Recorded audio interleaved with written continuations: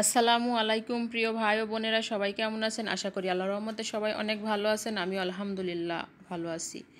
আজকে আপনাদের সাথে আমি পটলের একটা রেসিপি শেয়ার করব। সেটা হচ্ছে গোটা পটল ভাজা, পটল ফ্রাই বা পটল বাহারও বলতে পারেন। এই রেসিপিটা গরম ভাতের সাথে খেতে মাশাআল্লাহ অসাধারণ লাগে। আমরা মেহমান আসলেও এই রেসিপিটা পোলাও কিংবা সাদা ভাতের সাথে পরিবেশন করতে পারি। ইনশাআল্লাহ সবাই আমাদের প্রশংসা করবে। চলুন দেখে আসি আমি এই রেসিপিটা কিভাবে করেছি।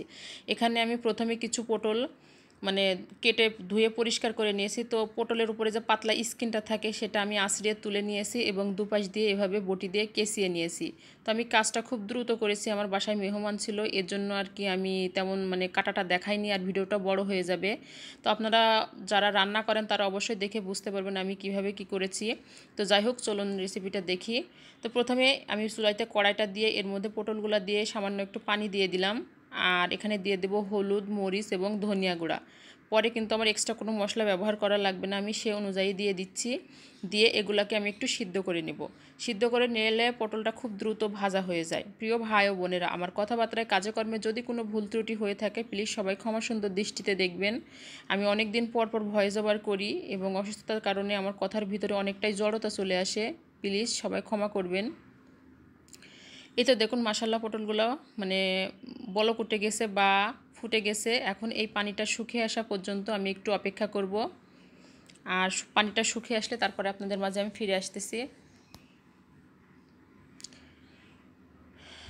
মাশাআল্লাহ দেখুন পানিটা শুকিয়ে এসেছে। এখন আমি পটলগুলোকে উঠিয়ে এই কড়াইটাকে ধুয়ে নিব। কড়াইটা ধুয়ে চুলার পর আবার বসিয়ে দিয়েছি। এখানে দিয়ে দিব আমি পরিমাণ অনুযায়ী সয়াবিন তেল। তেলটা একটু তেতে আসলে আমি সেই উঠিয়ে রাখা পটলগুলো এর ভিতর দিয়ে ভেজে নিব। আর যেহেতু আমি পটলটা আগেই সিদ্ধ করেছি, ওখানে লবণ, মরিচ, হলুদ দিয়ে দিয়েছি, সেই মশলাগুলো এর ভিতর ঢুকে গিয়েছে। এখন আমি আর কোনো এক্সট্রা করে মশলা দিব না। তো সব পটলগুলো দিয়ে আমি এখন ভেজে নিব। মাশাআল্লাহ দেখুন সব পটলগুলো দিয়ে দিয়েছি, আর দেখতে কিন্তু অনেক সুন্দর লাগতেছে। এখন আমি একটু হালকা চাপ দিয়ে দিয়ে পটলগুলোকে চ্যাপটা একটা শেপ দিয়ে দিব, যাতে দেখতে এটা সুন্দর লাগে। তো কাজটা আমি খুব দ্রুত করেছিলাম এবং রাতের বেলায় করেছিলাম। আমি অত সুন্দরভাবে পরিবেশন বা কাজটা করে দেখাতে পারি নাই। দিনের বেলা করলে অবশ্যই সুন্দর হতো, এটা আমি রাতের বেলা করতেছি। তো যাই হোক, আলহামদুলিল্লাহ খেতে অনেক সুন্দর টেস্ট হয়েছিল।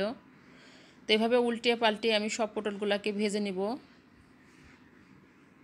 মাশাআল্লাহ দেখুন আমার পটলগুলো ভাজা হয়ে গেছে। এখন আমি এগুলাকে উঠিয়ে নিব। উঠিয়ে নিয়ে ওই একই তেলের মধ্যে আমি দিয়ে দিব 8-9টা মতো কুচানো পেঁয়াজ। পেঁয়াজের পরিমাণটা একটু বেশি দিয়েছি যাতে এটা গরম ভাতের সাথে খেতে অনেক টেস্ট লাগে। আর এখানে দিয়ে দিলাম কয়েকটা কাঁচামরিচ চিড়ে, আর দিয়েছি সামান্য পরিমাণ লবণ। যেহেতু আমার আগে হলুদ, লবণ, মরিচ দেওয়া আছে, এখানে শুধু সামান্য একটু লবণ দিলাম পেঁয়াজটার জন্য। এখন আমি এগুলাকে একটু ভাজা ভাজা করে নিব। তো ভাজা ভাজা হয়ে গেছে। এখন আমি পটলগুলোকে এর মধ্যে দিয়ে একটু নাড়িয়ে চাড়িয়ে নামিয়ে সার্ভ করে আপনাদেরকে দেখাচ্ছি, আর আপনাদের কাছ থেকে আমি এখানেই বিদায় নিয়ে নিব। দোয়া করি সবাই ভালো থাকেন, সুস্থ থাকেন। আল্লাহ হাফেজ। আসসালামু আলাইকুম ওয়া রাহমাতুল্লাহি ওয়া বারাকাতুহু।